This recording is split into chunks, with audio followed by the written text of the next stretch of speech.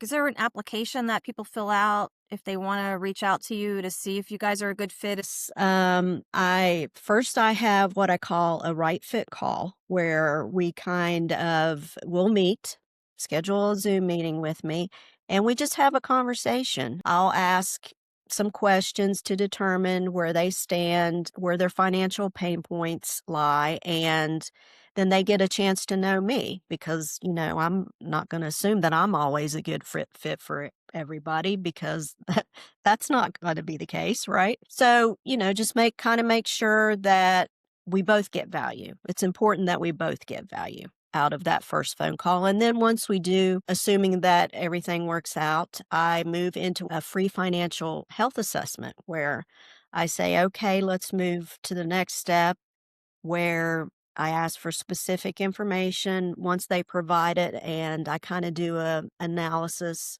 of the financial information they send me.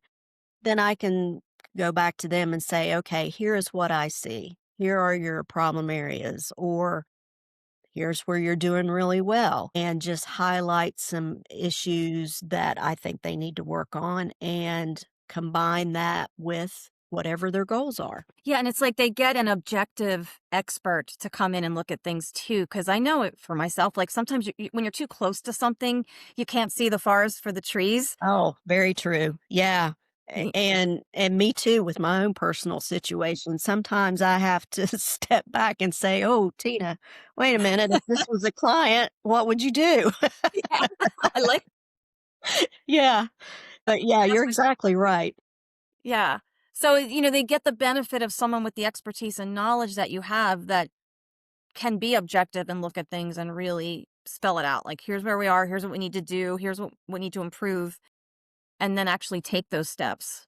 Yeah, it's important, with any big financial decision or strategy that you do have that objective viewpoint because you have to be honest when maybe we've come up with a strategy and a plan and then for some reason it doesn't work. Customers didn't behave like you thought they would behave, or you weren't able to hire that employee. So then we have to go to a plan B. So you always have to be willing to take a different step or a different approach and try something new. And actually, I think that's my personal opinion on a successful business owner is any business owner that is willing to always be learning and always be willing to pivot when you need to. Don't be so entrenched into thinking, oh, there's only one way to do this, because that is usually not the case.